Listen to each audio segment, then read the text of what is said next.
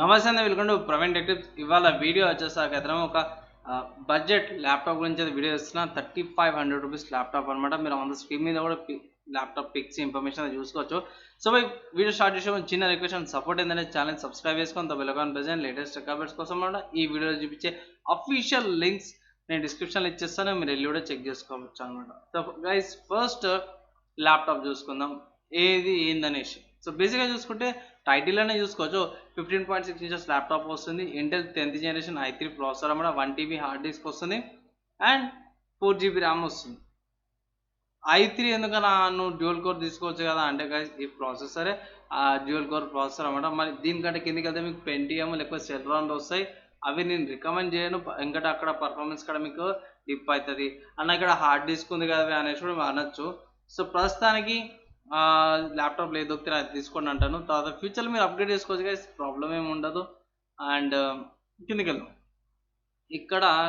కిందికి వెళ్ళే ముందు కూడా మనం ఏం చేద్దామంటే ప్రాసెసర్ సంబంధించిన స్పెసిఫికేషన్స్ ఉన్నాయి కదా, అది చెక్ చేసుకుందాం. సో మెయిన్ చూసుకుంటే ప్రాసెసర్ వచ్చి 2019లో రిలీజ్ అయింది. ఓకే, అంటే 4 years బ్యాక్ 10 nm టెక్నాలజీతో తయారు చేసారు అన్నమాట. 2 core 4 threads వస్తుంది అన్నమాట. బేస్ ఫ్రీక్వెన్సీ చూసుకుంటే 1.2 GHz బేస్ ఫ్రీక్వెన్సీ వస్తుంది. 15 watts TDP అనమాట, పవర్ కన్జంప్షన్ చేసుకోవటది. అండ్ 3.4 GHz దాకా టర్బో బూస్ట్ అవుతుంది అనమాట. అండ్ ఇక్కడ మీకు 64 GB దాకా ర్యామ్ సపోర్ట్ ఉంది. 3200 MHz DDR4 అనమాట. LPDDR అయితే 3733 MHz ఉంది. ఆబ్వియస్గా అందరికి 3200 వస్తుంది. అండ్ ఇక్కడ మీకు ఇండికేటెడ్ గ్రాఫిక్స్ వస్తుంది అన్నమాట. ఇంటెల్ వల్ల UHD వాళ్ళ 10th జనరేషన్ గ్రాఫిక్స్ వస్తుంది 300. బేస్ టర్బో అయితే 900 MHz. సో బేసిక్ టాస్క్లకు సరిపోతుంది. డైరెక్ట్ స్టోర్ వస్తుంది. OpenGL 4.6 వస్తుంది. ఇంటెల్ క్విక్సింగ్ సపోర్ట్ కూడా ఉంది. అండ్ మీకు వర్చువలైజేషన్ వస్తుంది అండ్ వేరే ఇన్స్ట్రక్షన్ సెట్స్ కూడా వస్తున్నాయి. అండ్ ఇంకొక విషయం ఏంటంటే గైస్, ఇక్కడ చూసుకుంటే ఇన్స్ట్రక్షన్ సెట్స్లో SSE 4.1 SSE 4.2 Intel and AVX వస్తుంది అన్నమాట. అండ్ AVX 512 కూడా వస్తుంది. సో AVX 512 ఎడిటింగ్ కొంచెం బాగుంటుంది, కానీ బడ్జెట్ దాంట్లో అయితే 2 core 4 threads కాబట్టి కొంచెం బూస్ట్ అనిపిస్తుంది వేరే ప్రాసెసర్లతో. అందుకోసం AVX 512 ఉంది కాబట్టి ఈ ప్రాసెసర్ నేను తీసుకున్నా, ఈ ప్రాసెసర్ సంబంధించిన ల్యాప్టాప్ ఉండాలనేసి. తర్వాత చూసుకుంటే 4 GB ర్యామ్ ఉంది. ఫ్యూచర్లో మీరు అప్గ్రేడ్ చేసుకోవచ్చు. బేసిక్ దానిలోకి సరిపోతుంది. అంటే బేసిక్ దానిలో కంటే basic light weight Photoshop editing, browsing, social media, YouTube, movies కంటెంట్స్కి అండ్ వర్డ్ ఎక్సెల్ పవర్ పాయింట్కి 4 GB ఇప్పటికైనా సరే సరిపోతుంది, ఎక్కువ తీసుకోదు. 1 TB hard disk guys problem లేదు, 5400 వస్తుంది, ప్రాబ్లం లేదు.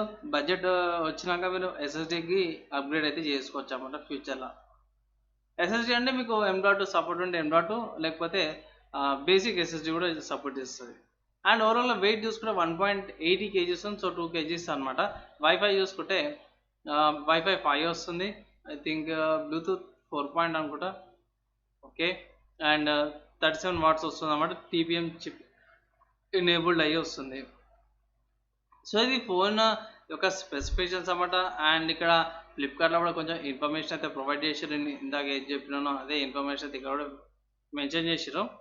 అండ్ విండోస్ వస్తుంది, కానీ ఐ థింక్ అది ప్రీ యాక్టివేటెడ్ ఉండకపోవచ్చు గైస్, మీరు సపరేట్గా యాక్టివేట్ అయితే చేసుకోవాలి. ఇక్కడ వెబ్ క్యామ్ వస్తుంది, బేసిక్గా 720p రెజల్యూషన్ మీద వస్తుంది. అండ్ ఇక్కడ కొన్ని touch finger tap and drag and 2 fingers pinch, 3 fingers swipes and 4 fingers అన్నమాట. సో డెస్క్టాప్స్కి షార్ట్ కట్స్ ఉన్నాయి టచ్ ప్యాడ్ మీద. అండ్ ఇక్కడ సైజ్లో పోర్ట్స్ చూసుకోవచ్చు.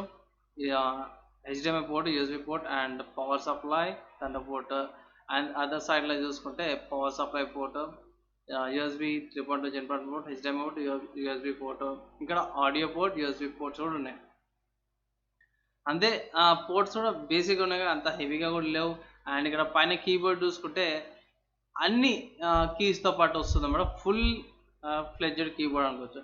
ఫుల్ ఫ్లెడ్జ్డ్ ఏంటన్నా అంటే నార్మల్గా ఏంటంటే ఇక్కడ నెంబర్ కీస్ ఉన్నాయి కదా, కొన్నిట్లో నెంబర్ కీస్ ఉండవు. దీనిలో కొంచెం ఇరికిచ్చినట్టు ఉంది, కానీ పర్వాలేదు, యూజ్ చేసుకోవచ్చు. అండ్ గైస్, ఓవరాల్గా ఎవరైతే 35,000 లోపల ఒక మంచి ల్యాప్టాప్ కావాలి అన్న, మంచి ల్యాప్టాప్ చూసుకోవాలన్న వాళ్ళకైతే ఇదొక మంచి ఆప్షన్ అనమాట. ఈ ల్యాప్టాప్కి మీరు వెళ్ళొచ్చు 35,000 లోపల. ఆఫ్లైన్లో ఎంత దొరుకుతుందన్న అంటే ASUS VivoBooks సంబంధించిన ఇన్ఫర్మేషన్ అయితే లేదు. ఆఫ్లైన్లో మాత్రం ఆసూస్ ల్యాప్టాప్స్ ఈ మోడల్ అయితే తెలియదు కానీ వేరే మోడల్ ఉంది. సో i5 వేరియంట్ అయితే జర 300 రూపీస్ తగ్గుతుంది అన్నమాట.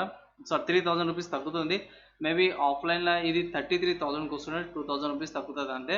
సో ఆన్లైన్లో మీకు 35,000 ఉంది, ఆఫ్లైన్లో 33,000 చేంజ్ వస్తుంది. మీరు ఒకవేళ ఏమంటారు మెయిన్ షోరూమ్స్ కాకుండా వేరే సెల్లర్స్ దగ్గరికి వెళ్ళి సిటీసీ లేకపోతే మైత్రిడం ప్యారడైస్ కాడికి వెళ్ళి మీరు బార్గెన్ చేసినా అనుకోండి మీకు ఇంకా ప్రైస్ తగ్గే అవకాశం ఉందన్నమాట. సో అది ఒక మీకు ఆప్షన్ ఉంటుంది.